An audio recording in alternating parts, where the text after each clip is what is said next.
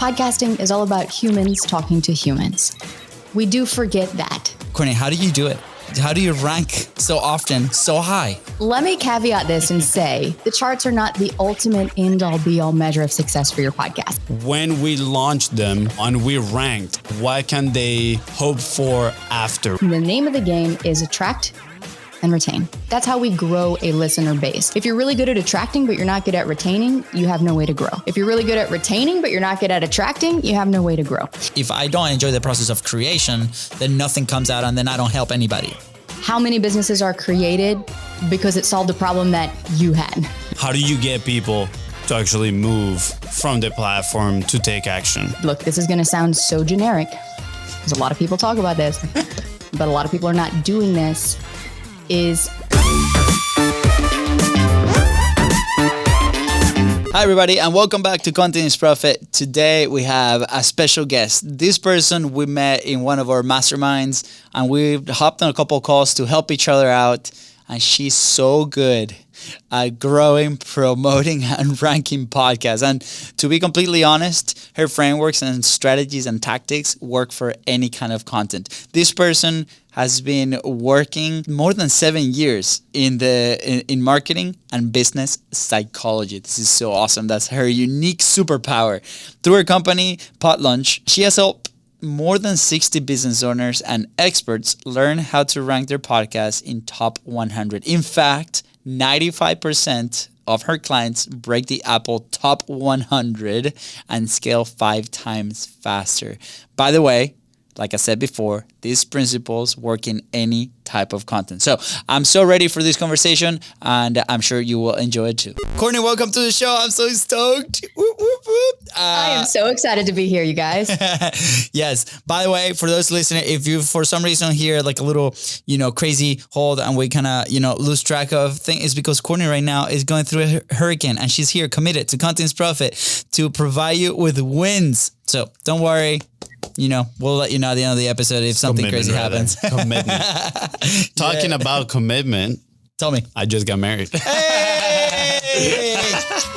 You like that? You like that transition? Do you like that transition? Yeah. There we go. Yeah, appreciate it. Party sounds. But anyways. I know. I'm a new man. So new man, new questions, new podcasting vibe. Who knows? We'll see. Boy. Yeah. This is my first episode as a married man. So it's not about you, Fonzie. It's about Courtney. I just wanted to share the news. I'm excited. I'm pumped. I'm honored pumped. to be here. The first episode as a married man. That is really cool. I know. Appreciate it, Courtney. No pressure at all. Yeah. Courtney, we've had a couple of calls together. I've jumped on your show. You gave me incredible feedback. You've helped so many people rank on Podcast Launch. I have a number here. Like the proven PodLaunch formula has helped 95% of clients break the Apple top 100 in the category in like their respective categories and scale their podcast 5 times faster than those who start a podcast without it. I want to start with that because that's such a powerful statement. Courtney, how do you do it? How do you get to that? How do you rank so often, so high? What's the secret? Yeah, honestly, let me caveat this and say, just so that we're all on the same page here, the charts are a wonderful avenue of discoverability. It's like the top way that people find new podcasts outside of word of mouth and outside of using the search feature. So it's kind of like being on the first page of Google when someone's searching for your thing. They're going to scroll through the first page. Nobody really goes to the second page unless they need to. And nobody clicks past page 2 of Google. So think of it that way when you're ranking your podcast. That is the benefit. That is why we want to be on the charts, just to be able to increase that visibility and that discoverability. However, the charts are not the ultimate end all be all measure of success for your podcast. And I say this out the gate before we dig into numbers, before we dig in how to get on the charts, because a lot of people will set their sights on that and be like, the charts, I got to get on the charts. I need to have a top 100 podcast. When really at the end of the day, there are so many different reasons why we podcast. Yeah. There are so many different reasons. Maybe you're podcasting for lead gen. Maybe you want to convert listeners to clients. Maybe it's targeting guests to convert those to clients. Maybe you want to turn the podcast into its own stream of revenue and into a business itself. Maybe you're just looking to leave a legacy and you want to get your message out into the world in a bigger way. There's a lot of different reasons. It could be a combination of all of the above.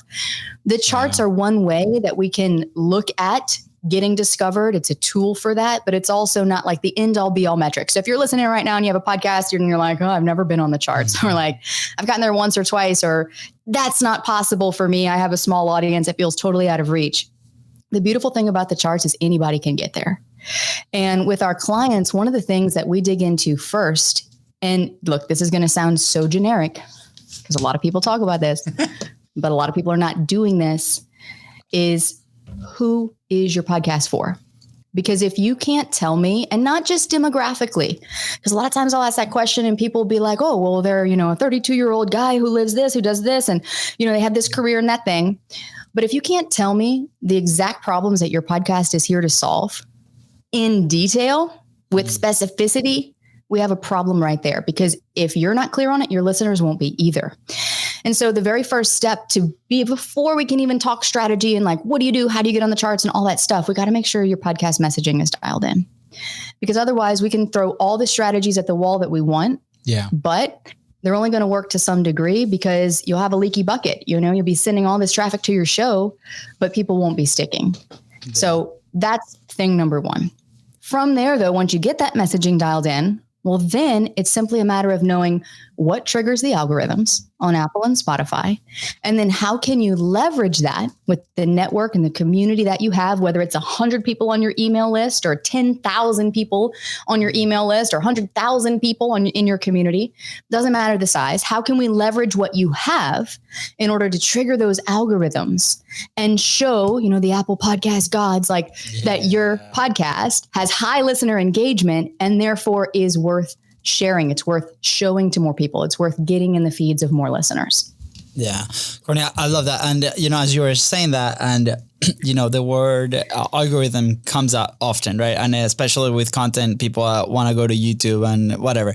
And I feel like the general sense is like these platforms are playing against us, right? Like that's the feeling I get every time we have a conversation about algorithms. It's like, no, YouTube is against me. They don't show me. And it's like, we're so easy at pointing fingers, right? And it comes down to our message and like, are we actually providing a solution to somebody else's problems? Are we actually providing good entertainment for that other person, right? Because like these platforms is in their best interest to show your podcast if it makes people happy, right? Like they make money off of that. So I think like that's also something that I feel every time we have this conversation, we have to bring awareness to, because a lot of people are like, well, I've been an expert on this field for so long, or I know about this topic because of XYZ, right? But maybe we're not good storytellers. Maybe we're not good creators, right? Maybe we don't know how to frame a problem in a specific way so people on the other side can understand it, right? And we're victims of it. Like I raised my hand, right? Like was it the technobabble era that we went through, or I went through really hard? Yeah. I was just like super into like, the specifics, and I will dive in. Fonzie will be like, stop. You're technobabbling, right? How do we make it simple and how we get better? So I think like, I want to add that a little asterisk to everything that you said, which is completely true, but also it's like, how do we look inwards to work on that messaging, which is so important for this. And as you're mentioning, like, who's your specific person? I remember this specific girl, like she is in Europe, single mom, and she would listen. She sent us a message and she explained that she would listen to our show at night when she was putting her baby down and, when she was with her, and it inspired her to start creating. And I'm like, wow, what a vivid picture of like who we're helping, right? Because sometimes we go into specific tactics, sometimes we go into specific strategies, but also we share a lot of stories of success that people are like doing it, right? And I think like that's on our side, that makes it. So, maybe if we picture that person or who makes that comment back to you, be like, oh man, your show, that episode really helped me. I think it's going to help people get to that a little bit faster. So thank 100%. You for that clear explanation and to rewind, we had the 3 ways to find your podcast, the reason why we podcast, and who's your podcast for, man. I think that's incredible. And not a lot of people are asking those questions. And basing it on a real person is really key. It's really key, just to point that out too, because a lot of times people say, oh, go come up with your listener avatar and this and that. And it's like, if at the end of the day, it's not a real person, then you're going to just be creating like fluff for nobody. It's like, who are we actually creating for? Yeah. So I always tell people, like, if you can picture someone that you've worked with, that if they were the most perfect fit client for you and you would work with them 20 times over if you could. And if every client could be exactly like them, well, let's create for them, and knowing in detail, the specificity is important too, knowing in detail what keeps them up at night. What are the industry norms or beliefs that they're buying into right now that is keeping them from getting what they want? What is it that they're getting what they want? And what do they think the problem is? Not what do you as the expert know the problem is? Yeah. Because then there's a mismatch in communication. We're speaking from our level of awareness, not their level of awareness. But what do they think the problem is, or what is the problem that they're experiencing in their life right now? And can we paint that picture? Just like you said, Louise, that picture is so detailed by, that woman that you thought of. Like, we need to be able to communicate at that level of detail too for our audience, because that's what's going to get the unconscious mind to lean in and go, yeah, this is for me. I have question. I might butcher a little bit. It's kind of like formulating in my head right now, but the way you're sharing about this. Are you married, Fonzie? I am married, first of all. So ladies, back off. So the way you're explaining this, obviously, I think we're talking on the expert-based businesses services, right? As somebody that is solving a very specific problem. So one of the challenges that we've noticed, for example, when we saw our data, right? Because we talk on a specific problem, right, on our podcast for the most part, is that we have decent numbers, but then people consume for a few episodes and maybe they move on to the next podcast, right? So our growth hasn't been like, I would say, too crazy, but is good. Like, it's like stable. But when we had a conversation, I don't remember who we had a conversation with, they said that they were like, oh, those are actually always new listeners. Like, your challenge is actually retaining people for multiple episodes, right? So when I'm listening to what you're saying right now, I'm like, all right, this is great. I'm curious now on, let's say we do the launch, we have this first wave of listeners. Are you creating this podcast, knowing that the audience is going to turn around after a specific amount of episodes? Are you planning for that in a way, right? Because when you have a podcast that is on a very specific problem, that's going to happen. People are going to be like, right, I know enough about this topic, I'm going to take action. Or now I have a different problem that I need solving, right? It's not quite as the podcast, like, I don't know, Lex Friedman, Joe Rogan, like this personality-based podcast that they talk about multiple topics and they bring different experts on different things and, kind of like always feeding your curiosity. So I'm extremely curious, like based on what you talk about, expert-based podcasts that solve a very specific problem.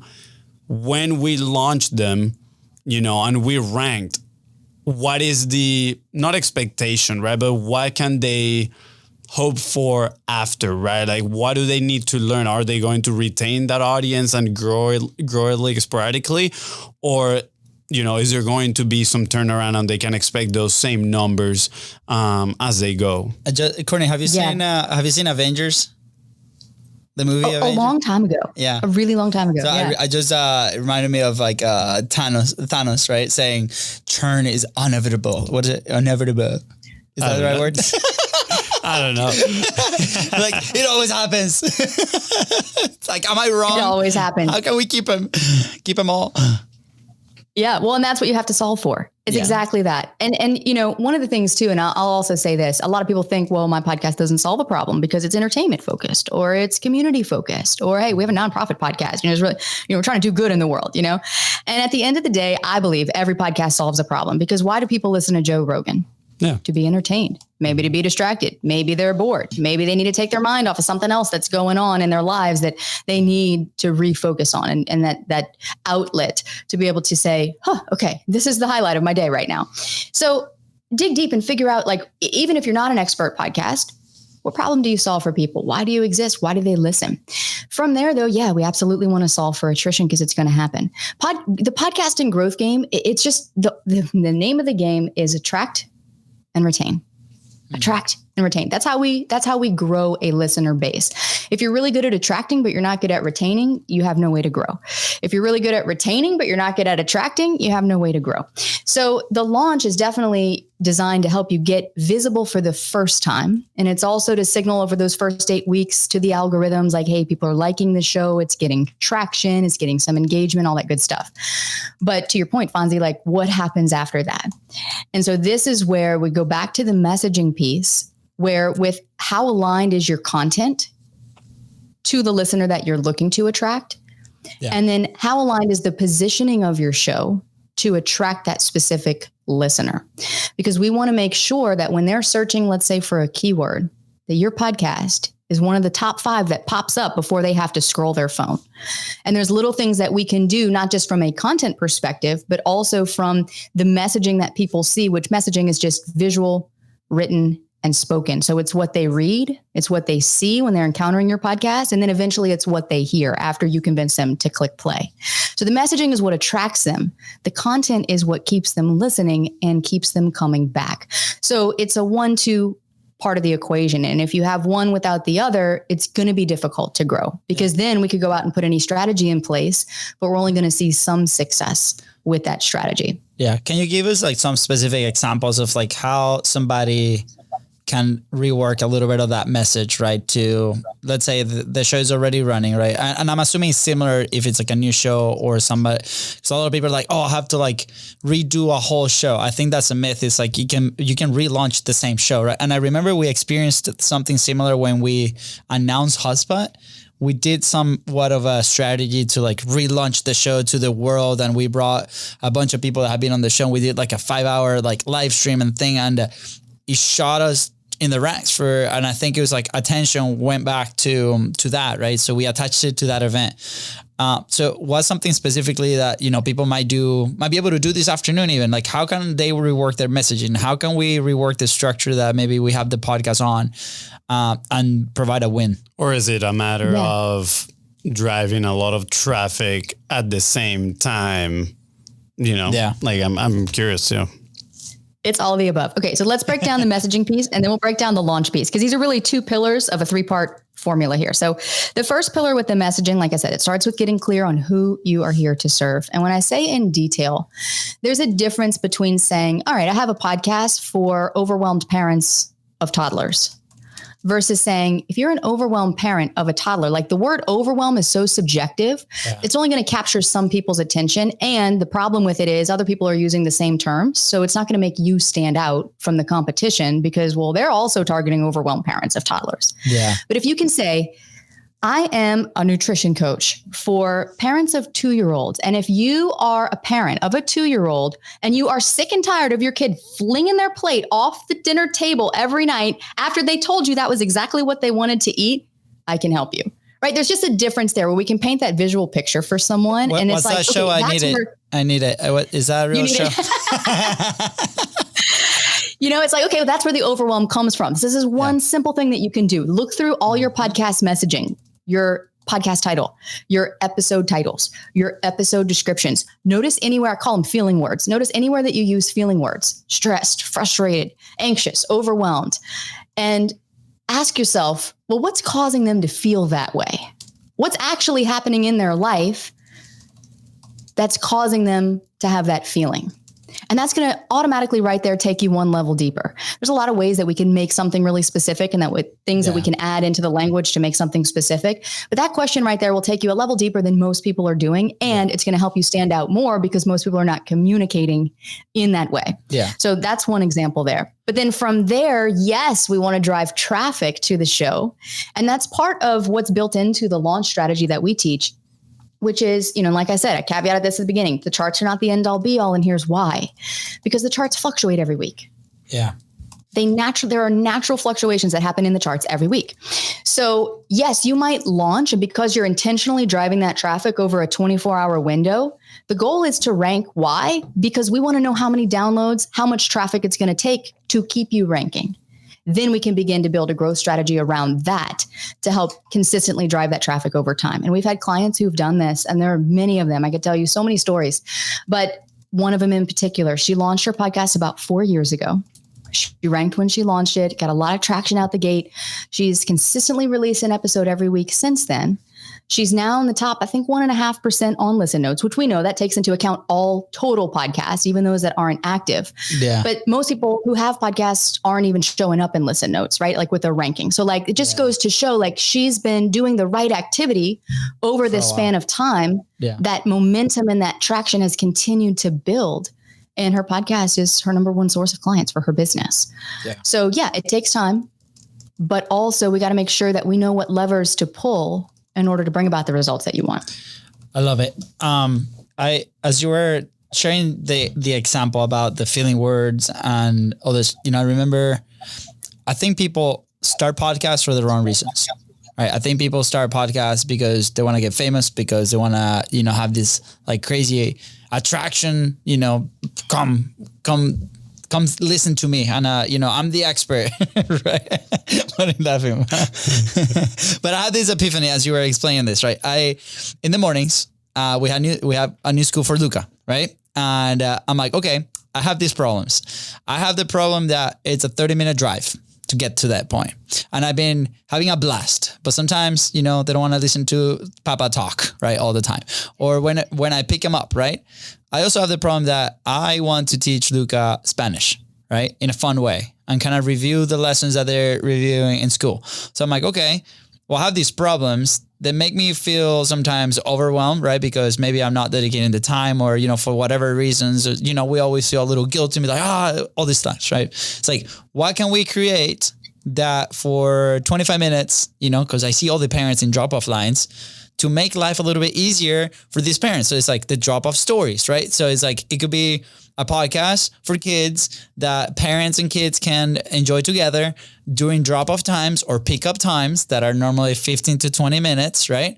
And as soon as that kid jumps on, he's excited to listen to the story and learn something cool, right? And that was an epiphany I had like driving back, and he solves a very specific problem, right? And then, my marketing mind went like, oh, this is crazy. I'm like, how many parents are on drop-off lines, every single day? And like, but it started with a problem that I had, right? With our show too, the problem initially that it solved was, we were very curious about how other people were turning their content into profit. We want to learn from the best and take, nuggets here and there and kind of document that. And it has shifted quite a bit. So thank you for like illustrating that.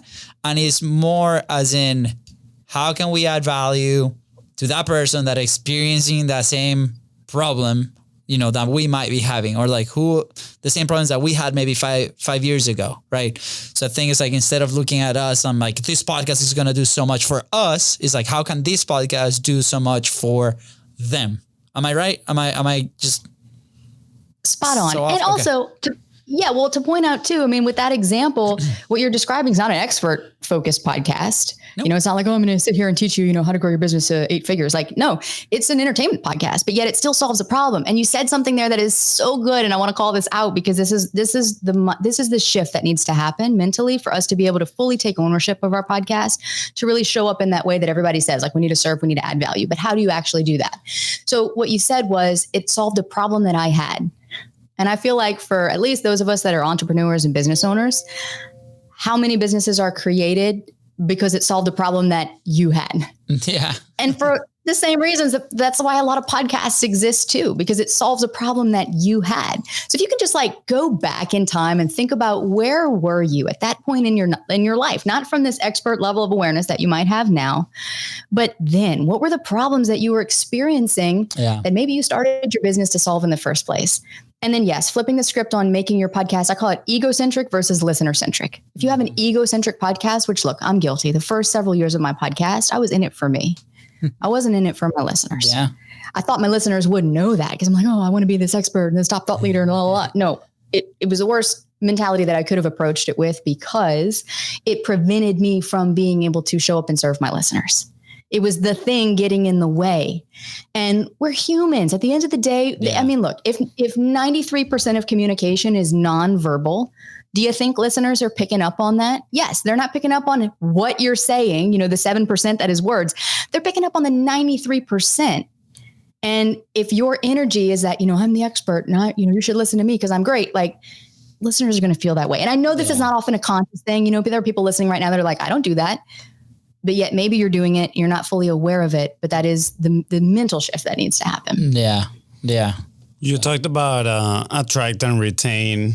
I think there's another part in there as well, which is conversions. Right now, I'm looking at your website. You recently did a Q&A around that, growth or conversions, right? But I'm curious, right, on that part of the process, on what you do when you're running these launches for the podcast, right? Is there a specific point of leverage, right, that you would recommend people to focus on, besides obviously knowing exactly who they're talking to, what problem, and I'm guessing, having as well some sort of product or something, right, that people want to get. How do you get people to actually move from the platform to take action, right? It's known that people that listen to podcasts, they have more purchasing power, right? There's been research done into that, and everybody wants a piece of the pie. Everybody comes in and is like, "Oh yeah, I'm gonna make some money, right, with this podcast." We started it like that, right? We started like, oh, we're gonna get thousands of people to get our lead magnets, and they're gonna go through our funnels, Everything changed real quick. We realized that was not the model that worked for us. And then, like you said, right, after making it for them, being of value, rather than making it egocentric, like we realized for us, it was more of a relationship building show. But I'm curious, right, again, based on the expert-based businesses that are making this podcast, right? What are maybe some of these conversion levers that you've seen, or not only that, right? Like what some of the conversion methods? You already kind of mentioned that there's different types of that they can do. Yeah, this is the $1 million question. How do we move people to action? Because if you're an expert-based business and you're launching your podcast as a lead generation tool, then your number one goal is most likely going to be to drive traffic back to your business. It's a great way to monetize a podcast because you keep 100% of the creative control and 100% of the profit.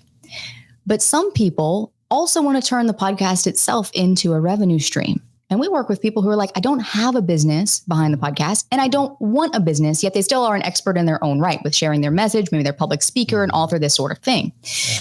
And so at the end of the day, whether you want sponsors and advertisers, or whether you ultimately want to drive traffic back to your own thing, the same conversion principles apply. And so whenever we're looking to move traffic, there's some very practical things we can do, which we'll dig into. And then there's also the psychology piece of it. So the psychology piece, we've unpacked that a lot already, which is knowing what you solve for and also helping people see that your solution, creating that natural desire and demand for it because they're trusting you as the expert. I'm gonna give you an example. So let's say that you have like this stomach ache that keeps happening and it's like 11 o'clock every night and it's been happening for the last week and it wakes you up at night and now you're kind of getting concerned because you're like, all right, I thought it would go away. It's been going on for a week. Like maybe I should go get this checked out. So you go to the doctor and you're like, okay, look, you tell him all the symptoms. I've been having this problem. And he's like, yeah, some of our patients do complain about that. Let me write you this prescription. Go take this. Come back in a week if it's still bothering you. Now, there's a segment of the population that will go do that, and they will be maybe fine in a week, and they'll never follow up, and that's that. That segment of the population is called not your ideal listener. That is not the people that we are going after, right? We want the people who want to figure out why the pain is happening in the first place and how to solve for it for good without just like throwing Band-Aids at the issue. So let's say you're one of those people and you're like, all right, I need a second opinion. That first doctor, he didn't really take his time with me, wasn't listening. So you go and you find another doctor and they sit down with you. They make you feel like you were the only patient in the office that day. And he says, now, when did this start happening? And you're like, well, about a week ago. And he said, and it happens at night, doesn't it? It wakes you up. You're like, yeah, how did you know that? Probably around, 11 o'clock, midnight. And you're like, wait a minute. How did you know that? And the doctor proceeds to tell you the symptoms and in such detail that you're like, okay, first of all, not only does this doctor know what they're talking about, surely they must also have the solution. And I want whatever the solution is because you get it, right? And not, so what just happened in that exchange right there is that, first of all, that doctor was filling one of the 5 emotional needs that we all have as human beings. No matter race, creed, color, background, we all have these 5 emotional needs. And one of them is to feel heard and to feel understood. So a lot of times what people say, and we'll talk about like problems, right? And we've been taught to speak to the pain. And there's a lot of like bro marketing out there where people are like, oh, hitting you over the head with the pain. You're a terrible person because you have this problem. We're like shaming you for it. Like, that's not what we're doing here. We're just communicating in a way that shows someone we understand the problem with such a level of specificity that not only will earn their trust, but would also increase their belief in you that you have the solution. That's what has to happen before the action can take place, before they go click through to get on your email list or join your workshop or purchase your thing or book a call or whatever it is. So that piece has to happen first. And we can begin to create that natural desire and demand throughout our episodes as we speak to the problems. We're also going to be creating relief for them. They're going to feel relief.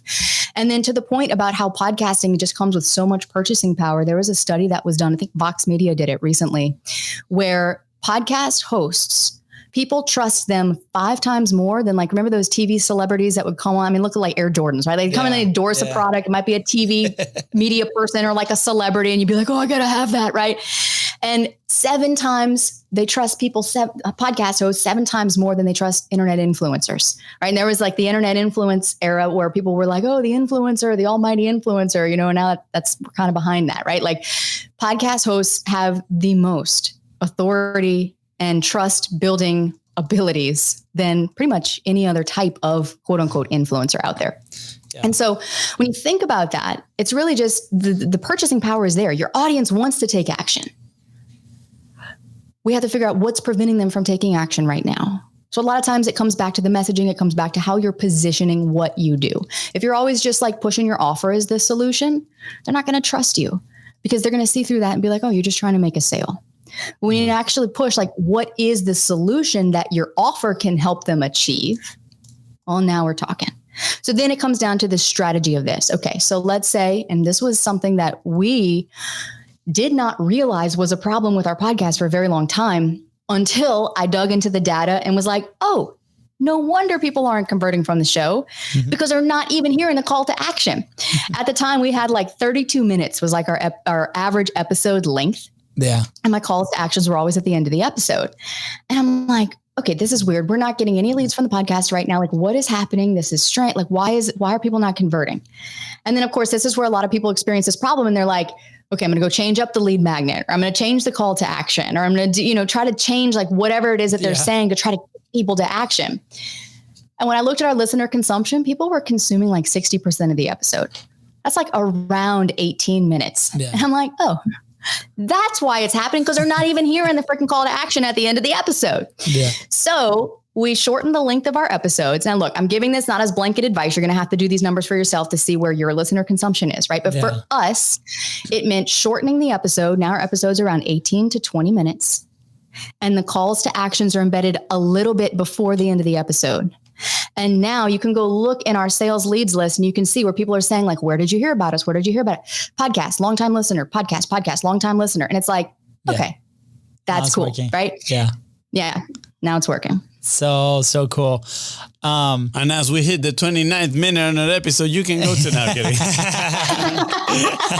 But not for real. If you want any help with like content ecosystems and content, you just reach out to us on social media. I love it. That was some good advice, by the way. You mentioned data, right? You mentioned metrics. Right? As we're diving in, we talked a lot in the past about your 7-day, your 30-day, obviously your consumption. We use a few platforms to kind of monitor this. Like on our side, we publish from Megaphone, right? Then we have Chartable. Chartable recently went through like a blackout thing where like no data was coming through. So everything was wrong for a few weeks. What is like the key metrics for long form podcasting that like the ones that you guys help launch and produce that you guys are always looking for, and how can people find those, right? It can be somewhat overwhelming, right? And you also have the caveat of video content as well, right? You have your, in our specific case, you have your main episode audio, your video, and then you have your clips, right? In our specific case, clips drive a lot of subscribers for YouTube, but then the longer consumption happens on the audio podcast, right? So it's almost like YouTube keeps us in mind of that type of audience. Some of them translate into podcast listeners. They're a different type of consumer as well. So what are some of the things that you look for? As soon as we start doing the YouTube funnel, it can get very overwhelming, right? And then with audio podcast, it's not very clear. A lot of platforms say different numbers. Like, what do you look for? Yeah, this is a great question. There's so much to unpack here. I feel like we have to reverse engineer the process a little bit. So a lot of times what'll happen is people will go out and they'll be like, oh, I'm going to post on social media. I'm going to start a YouTube channel and do these things to drive traffic back to the podcast. And they'll try to track and see like how many people are going back to the podcast and all of this, Whereas really, let's start by looking at the people that you already have listening to the podcast. How long are they listening? Listener consumption is one of those metrics that is getting a lot of buzz right now, but it's a metric that also didn't always used to be available to us. Like this didn't exist until a few years ago. And so, digging into that data If you want to look at it kind of loosely on the surface, go to Apple Podcasts, your podcast connect Apple. If your podcast is listed on Apple, it's going to give you that data for those episodes. You can run those averages, total up the last 10 episodes that you have, see how the average length is and see how long people are listening on average. And then you can base a lot of decisions from there because there are a lot of listeners. And in our instance, right, this may not be true for everyone, but in our case, over 70% of our listeners listen on Apple. So for us, that gives us a pretty good read on the majority of our listener base to say okay, this is probably pretty applicable across the board. If you want to go a level deeper, you can dig into that on Spotify as well. And that can give you more of a complete picture. A lot more listeners are starting to listen on Spotify. They're picking up some traction there. So we definitely want to look at, how long are listeners listening? Are people dropping off? This is where the Spotify data can also be really interesting because they also show the number of impressions your podcast is getting versus the number of plays and where in the episodes people are dropping off. Are they listening to a minute, to 3 minutes, to 5 minutes? Are they getting through the whole thing? Are they coming back for more? So these types of things can begin to help us figure out, and your listeners will tell you through the data what they want. What topics do they want more of? This is another thing that we look at, which is which episodes have the highest consumption and which ones really peaked in terms of 7-day downloads, where they outpaced other episodes in terms of initial 7-day downloads, because that will clue you into what topics to talk about more often. Maybe bring on a guest expert to talk about that or approach that topic from a different angle. And that can help on the content side to really figure out, okay, this is more of what my audience wants. Let me create more content like that. Because then in turn, when you're kind of applying back some of those messaging principles we were talking about, if you're doing SEO for your podcast, right, you can begin to then reverse engineer and say, okay, I know this is what listeners want. We've got that piece dialed in. We know listeners are sticking around. They're coming back for more. That seems to be working. Focus there first. Now let's figure out how we can get more people to the show. And so that's where for us, this kind of gets kind of fun with the content. Where with Instagram right now, what we're testing is, if I do a little short form clip, I don't do them all the time, but if I do them, I'm giving them value in that clip and in the caption so that if they never go back to the podcast, they've still gotten value from something that I've put out into the world. But then I'm also opening a loop and giving them a reason to go listen to the podcast because they're going to want to close that loop in their brain to go get the answer. And I'll just say, comment below the episode number. And then we have a mini chat automation that goes in and sends them the link to the episode. And we get a lot of people doing that. So that's really interesting because then you can begin to start to see okay, where are people coming from? How are we converting that traffic? And then, but first, fix the leaky holes in your bucket. Yeah. And then you can start figuring out, okay, now where are we driving that traffic? Where are they coming from? Oh, so good. I recently fighting the microphone over here. One of the episodes we recorded, maybe the last 60 days or so, was about the hug to a girl, Haley, something on that. We're kind of breaking down what happened socially and on content and what she was doing. And that has been a 10x download compared to any others on YouTube specifically, because there's a lot of people that consume that. And, the click-through rate was probably the highest that we've seen also in the 90 days. And it's an example of maybe this event is happening and you kind of ride that wave on that topic, but also it can be an indicator, but at the same time, I think is a double-edged sword because we personally don't like doing a lot of that type of content, right? So it's okay, where do I concede, right? And I think is that the compromise that we have to go back and forth, because it's really simple. Last night at the time of this recording was the presidential debate, right? So we could potentially grab some of that and be okay, through the lens of content's profit, what are some lessons that we can extract from here, right? Type of deal. But sometimes maybe that's not the content that we really feel fulfilled to do, right?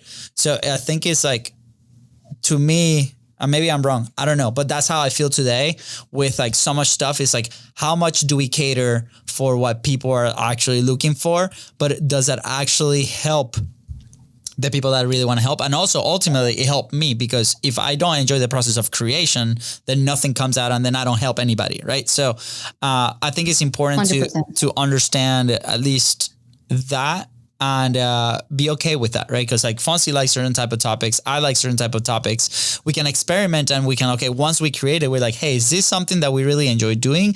And then how are people responding to that?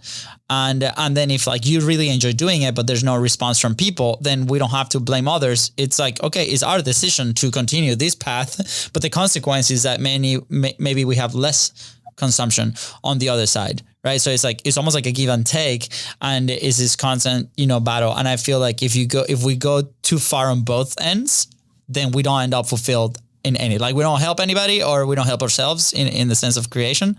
And it can be really nasty. So I love that you shared like exactly, what to look for and start improving and getting better, right? And trying to find your own messaging, trying to find your own motivation to continue to create. So cool.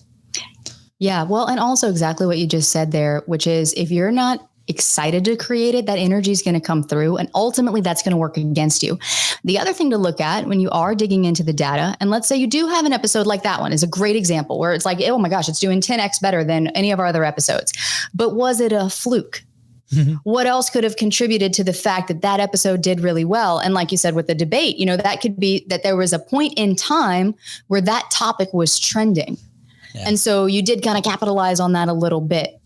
But maybe it's not something that you're excited about or that you want to continue creating, or that's not going to be trending tomorrow or next week. And so therefore, if you were to release another episode on that, well, you're not going to get the same kind of traction. So instead of looking at, okay, which ones were just the biggest hits, look at which ones are consistently higher. For us, it's anytime we talk about conversions, podcast conversions, those episodes always outperform. It's wild to me, but I'm like, clearly this is what our people love to talk about. They love to know everything about how are we converting listeners. The other metric that I didn't mention a moment ago, this one's a little bit more of like a hidden metric because it's not one that gets talked about a lot, but it's one that has a lot of influence on the podcast charts. And it's new daily followers. New daily followers to the show. A lot of people are always pushing like review the show, rate the show, share the show with your friends. All that's good and fine. Yeah. But at the end of the day, we should be driving our listeners to hit the follow button. Why? Because it shows intent to listen. And another thing, when it comes to going all in, we touched on this a little bit ago, but like truly being committed to the process of podcasting, that true level of commitment, not everybody has that. Not everybody wants that. And that's okay. Podcasting might not be for you if that's the case, right? But if you really want to grow your show, you have to be fully committed to doing whatever it takes. And like Dave Jackson always says, being willing to do what others won't. Yeah. No. And so if you're like, okay, I know that new daily subscribers is a really powerful metric. I need to be focusing on that. Now, what activity can I take every day to get my show in front of, let's just start with one new listener. And I'm not saying go post on social media and be like, oh, check the box. I did it. I got my show in front of new listeners today. Right? Like, no, how can you connect with someone? Maybe it's a Reddit thread. Maybe it's a Facebook group. Maybe it's on LinkedIn. How can you get your show in front of them as the solution? Always seeking to help and add value. How can you go in there and maybe answer questions and be like, you know what? I got an episode about this that I think you might love. Would you like me to DM you the link? Yes, please DM me the link. Okay, great. Send them the link. Check the box now, because now you truly have reached someone outside of your warm audience, which are already the people who know, like, and trust you and follow you on social media. It's not going to grow your podcast, just posting to social media. And so really kind of figuring out, okay, here's the metrics that the platforms are looking for. Yeah. Here's the metrics that indicate to me how engaged my community is. Now, how can I leverage those metrics? And to me, the best strategies are the ones that are simple and the most leveraged, where they're easy to execute, and they are helping you get more out of what you're already doing versus adding more to your plate. Yeah. Yeah. That reminds me of actually Alex's strategy, Alex Sanfilippo. He came here and he was sharing how for like a year, that's all he did. He would go into groups, and then when people were talking about a specific problem, he would be like, oh, I actually have an episode that talk on that. It's on minute 5. Here, you can listen to it right here. And he would go, and every day he would try to find one person, right? Yeah. At the end of the year, that's 365 new listeners, or if you're like my brother and he takes multiple days of vacation, it's like maybe 200 new listeners. Multiple days of vacation. Or like multiple 200 hours. new listeners for the year. Hala Taha is great at this too, over at Yap Media. Okay. I've heard her share on a podcast episode before how she was originally just super scrappy with it. And she would send out 2,500 DMs on LinkedIn, because I don't think LinkedIn either, they didn't have a cap or they don't have a cap right on how many DMs you could send out. Yeah. And now they have an automated process in place for this. But she was sending out that volume of LinkedIn messages. I can't remember if it was per day or per week, but it was like a super crazy amount where it's like, okay, that's probably out of reach for most people, but can you reach one new listener a day? Yeah, I think most of us can do that. Yeah, absolutely. As I'm talking about this, I'm thinking, for somebody that has been podcasting for a little bit and has kind of like a roster of guests and episodes that they already have, should be fairly easy, right? Like you can literally have like a little spreadsheet where you have the guest name, the link of the episode, and a column that says problem that it solves. And then you go, podcast launch. There we go. And maybe another one that says minute where that is talked about, and you put the minute where you talked about. It kind of reminds me of somebody, I don't remember where I got this one from, but a lot of people when they are talking and they say, oh, I have this problem. Oh, I have a book for you. I have a book that I just read that, you would love. It's going to solve that problem. And they give people that book. But then the thing is like, well, now I have all this huge book to listen to, right? And yes, ideally we want them to consume the whole episode. But I love that somebody who once said, well, just put a little bookmark where you want them to read and tell them, hey, look, this is, you told me about this problem. This, chapter specifically talks about it. Here you go. And then if they're interested, they will read the rest of the book. And I think it's the same exact thing with podcasting, right? Tell them, hey, here's the episode. In minute 10, we talk about this specific problem that you're having right now. And then if they enjoy it, they might just give it a listen and then start listening to other of the episodes as well. Totally. Yeah. Also, this brings to mind that there's like this old saying, like in the copywriting world, like your goal is not to get them to read the whole thing. It's just to get them to read the next sentence. And the same is even going back to listener consumption. Like we had a listener question come in that an episode just released on the podcast talking about this. How do we get listeners listening longer? How do we keep them hooked? How do we get them coming back right now? How do we actually do that? And, it's a valid question, but also my advice, I was like, wait a minute. First of all, the goal is not to get them to listen till the end. The goal is to get them to listen till the end of the first minute, and then the end of the next minute, and then the end of the next minute. And how are we keeping them hooked throughout the whole episode? So now they're getting to the end and wanting to come back for more. So it's kind of the same thing, right? Where it's like, here's a carrot on the stick. I'm going to show you exactly how to solve this problem. Go to minute 507. And then usually for context, they're going to listen a few minutes before or after. And hey, they might even listen to the whole thing. And maybe you will pick up a new follower for your show for life. You never know. Mm-hmm. It's, I think, the Japanese with anime have that figured out. It's crazy. I don't know if you watch any of that, Courtney, but there's been some shows. We're nerds out here. We're nerds. That me and Fonzie sometimes start watching. And I have to be very careful because if I start episode 1, they're so good at creating a hook at the end of the episode that you're like, I got to go to bed, but I cannot live without knowing what's happening next. And it's like, you move into the next episode. So, consumption of that type of media where it's like, okay, these people, they need to maintain audiences, not for just the next episode, but also they have to get them excited because they have to wait a week till the next episode get released, right? So I think that's a good example. And I go back and should we produce the episodes that way where we kind of stop the episode halfway through and we're like, hey, by the way, the secrets, come back to the next episode. And then halfway through the next episode, that's a new guest starts. I think that could be a cool concept. But anyways, I think that would piss people off. No, if the episode is released, no. I'm just saying. Well, here's what I would say. Okay, this is how I always break it down is, okay, if you're going to open loops in an episode, which is a age-old psychological trick. Netflix does it, Hulu does it, everybody does it on other platforms. Why are you not doing it for your podcast? Because our brain doesn't like to have unanswered questions and we don't like to have open loops. It creates a natural tension that we want to bring to resolution. So I say open loops throughout the entire episode. And you can kind of look at it like this, where it's like, okay, the carrot on the stick.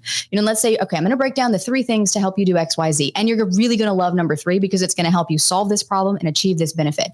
Well, now you've just opened a loop because, okay, maybe they want to just jump straight ahead to number 3, but usually we're sequential in the way we think as humans. Was like, I'm going to listen to number 1 because then it's going to probably number 2 is going to stem from then to number 3, right? So now we're already future pacing them within the episode itself. And then I do this at the end of every single episode. I've been doing it since day 1. And I'm like, coming up in the next episode, here's the problem we solve to help you achieve this thing. Yeah. And so it's carrot on a stick. And here's where people get this wrong, where in the episode, they're teasing stuff. And then if you were to just kind of end it and be like, come back next week, well, you're going to erode trust because people are going to be like, you just wasted my time. Right. So we want to make sure we're delivering on the promise of the episode and then opening a loop at the end for the next episode. And that works really well. Yeah. I love how you put it. I'm on board on how you put it, right? Because that is, you're delivering on the promise. sometimes the explanation, the gray line in there is not too clear, and falls into the clickbait side of things. Fonzie speaks to this like this was a strategy that we considered. By the way, no, it was just an example, but I just want to put that out there. I'm just getting you back in line, back in line. Courtney, it has been an absolute pleasure having you here in the show. Where can people find you? Where can people find your podcast? Is there any other last tips that you want to share with anybody before we say goodbye? Thank y'all for having me. This has been such a blast, so much fun. If you are loving this conversation and you want more of these like psychological tips, how do we really tap into? Because at the end of the day, podcasting is all about humans talking to humans. We do forget that. But at its core, that's what podcasting is. So when you can understand how your humans think, the people in your audience, it's going to make it so much easier not only to dial in that messaging, but get the positioning right for your show and ultimately grow your show, monetize your show, and convert those listeners to clients. So if you want to come hang out with me on my podcast, you can type my name in whatever podcast platform that you listen to. It'll pop up. Insider Secrets to a Top 100 Podcast is the name of the show.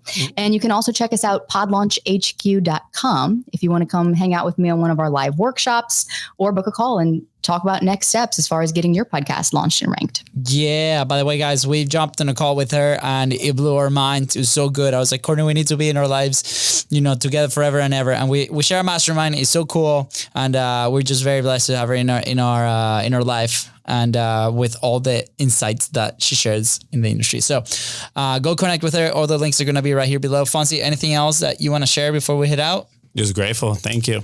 I want to take on the lesson that you just shared, on the next episode, but unfortunately, I don't know exactly what problem and solution we're solving. But guess what? Your best bro here, Luis, does know, and we have the amazing Korean Fisher coming next, and she helps local businesses to drive more appointments booked and calls. Let's go. There we go. We want to bring people into our shops, whether online or in person, and we want to have them on call so we can help them solve their problem. There you go. Courtney is going to help us do that in the next episode. What about that? Hey, there we Courtney go. approves. Courtney approves. Courtney approved. There we go. Awesome. Guys, with that said, thank you so much for tuning to the Contents Profit Podcast. Go ahead and follow the show in your favorite podcasting platform and on social media at BizBrosCo. That is right. If Courtney here help you move one step closer towards the growth of your podcast, please don't forget to share this episode. And of course, don't forget to leave a 5-star review, or even better, just hit follow. Fonzie, the music is over, man. Why you keep talking? I know. I was adapting, I'm learning. Bye, guys.